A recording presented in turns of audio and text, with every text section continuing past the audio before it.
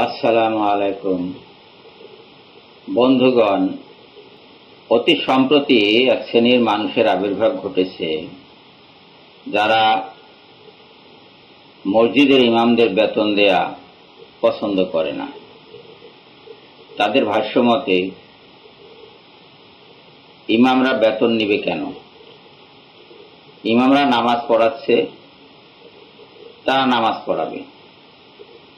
বেতনভোগী কর্মচারী দিয়ে নামাজ হয় না তাদের ভাষ্যমতে। প্রাথমিক যুগে ইমাম সাহেবরা বেতন নিতেন না বলে তাদের ধারণা। আপনারা জানেন, ইউটিউবে প্রায় দেখবেন এরকম কিছু পণ্ডিত শ্রেণীর লোক ইমামদের বিরুদ্ধে, আলেমদের বিরুদ্ধে সবসময় বিষ উদ্গারণ করছে। তারা প্রথমে বলছে ধর্ম থাকবে মসজিদের ভিতরে, মসজিদের বাইরে ধর্ম আসবে না। তারপরে বলছে মসজিদ গড়ার প্রয়োজন নাই। তারপরে বলছে ইমামের বেতন দেওয়ার প্রয়োজন নাই। তার মানে তারা চাচ্ছে কি, প্রথমে ইসলামকে মসজিদের ভিতরে ঢোকাবে, দুনিয়ার কোথাও থাকতে পারবে না, শুধু মসজিদে থাকবে। তারপরে মসজিদে ঢুকিয়ে যেখানে ঢোকালো সে জায়গাটা আর তারা রাখতে চাচ্ছে না, যে মসজিদ গড়ার প্রয়োজন নাই, তার মানে মসজিদ নাই। তাহলে কোথায় ঢুকাবে ইসলাম? কোথাও না। তারপরেও যদি সিটে ফোটা কোথাও থেকে থাকে মসজিদ, সেখানে যে ইমাম সাহেব থাকবেন তাকে বেতন দিবেন। ইমাম সাহেবকে বেতন না দিলে ইমাম সাহেব 5 ওয়াক্ত নামাজ পড়াচ্ছেন, সারাটা দিন তার এর পিছনে থাকে, ইনি কোনো ব্যবসা বাণিজ্য করতে পারবেন না। কোথায় যান ব্যবসা বাণিজ্য করতে? কোন ব্যবসায়ী যিনি মাদ্রাসা থেকে মাস্টার্স ডিগ্রি নিলেন, মাওলানা হলেন, কিংবা কোরআনে হাফেজ হলেন, তার কি ব্যবসা করার সামর্থ্য আছে?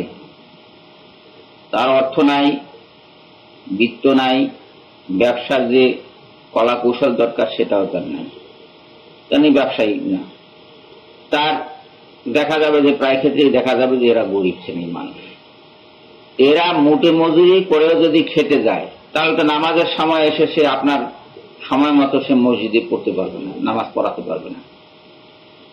তাকে উন্নত জাগতিক কাজে যদি ব্যস্ত থাকতে হয়, তাহলে সে 5 বেলা আপনাকে নামাজ পড়াবে কিভাবে? নামাজ পড়াতে পারবে না। তার মানে নামাজটা পাচ্ছে না। হ্যাঁ, এর শ্রেণী তো বেরিয়েছেই যে কোরআনের নামাজ বর্তমানে প্রচলিত নামাজ কোরআনের নামাজ না, ওনারা নতুন কোরআনে বিশ্লেষণ বের করেছে যে এই নামাজ কোরআনের নামাজ না। তার মানে নামাজটা বাদ।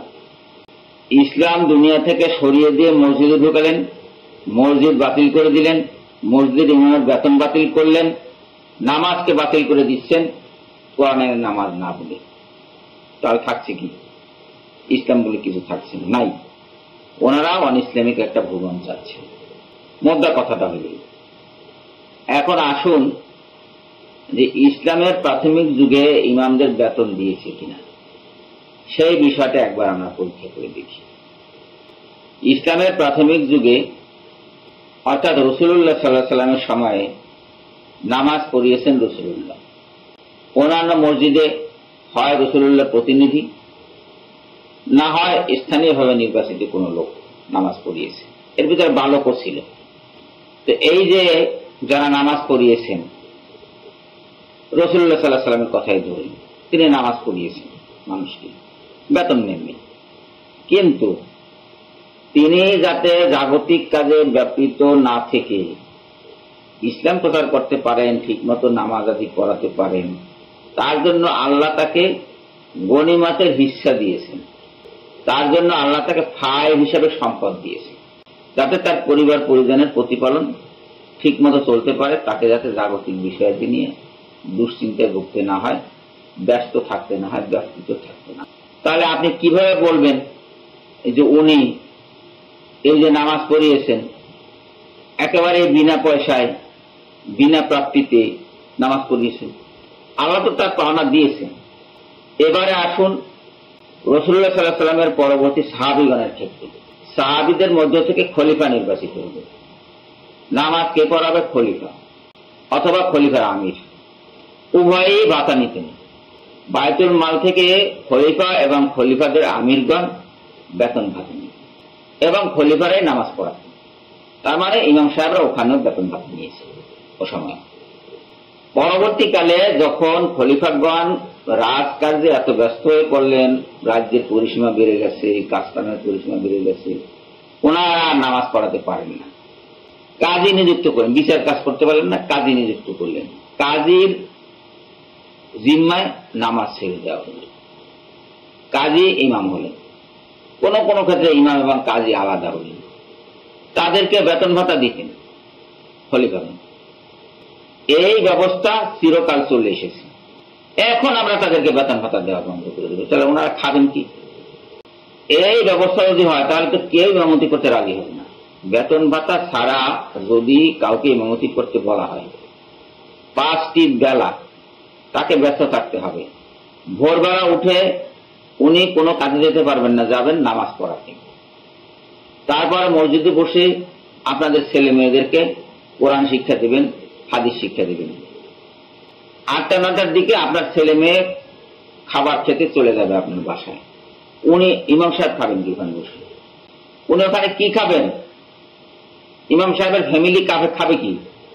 সে ব্যবস্থা আপনাকে করতে হবে। তো সে ব্যবস্থা আপনি না করে ওই লোকটা ওখানে বসিয়ে রাখবেন কি করে? তাকে তো মুটিগিরি করতে দিলেও তো উনি চলে যাবেন। মুটিগিরি করতে গেলে উনি আপনার মসজিদ ছেড়ে চলে যাবেন মুটিগিরি করতে, আপনার তো কাজ হবে না।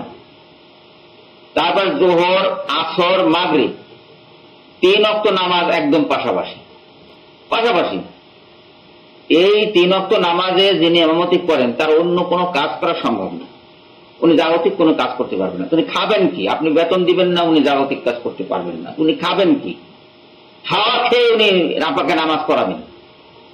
আর কে বলেছে ইমামকে বেতন দেওয়া না যায়? কে বলেছে ইমামকে বেতন দেওয়া যাবে না? কে বলেছে ইমামের পিছনে বেতন ভোগে ইমামের পিছনে নামাজ হবে না? কোন আহাম্মক বলেছে? বেতন ভাতা, আমার আলেমকে আমি বেতন ভাতা কত দেব না দেব, কি দেব না দেবো সেটা নিয়ে আপনাকে মাথা কামাতে কে বলেছে? আপনি তো মসজিদে যান না, আপনি তো মসজিদের কেউ নন, আপনি নামাজ পড়েন না, আপনি ফর করে কোরআনের আয়াত আবৃত্তি করছেন, কিন্তু কোরআনের আয়াত মানেন না। আপনার কথা আমি শুনবো কেন? আপনার সদর রশিনী হন, মাহবুব জাফরি হন, হুমায়ুন আলাদ হন, তসলিমা নাসরিন হন, কিংবা শাহরিয়ার কবির হন, আপনি যেই হন না কেন, আপনার কথা আমি মানবো কেন? আপনি কে? আপনার সাথে তো মসজিদের কোনো সম্পর্ক নাই, ইসলামের তো কোনো সম্পর্ক নাই আপনার সাথে। আপনি যত বড় পণ্ডিতই হন না কেন, এখানে তো আপনার পাণ্ডিত্য চলবে না।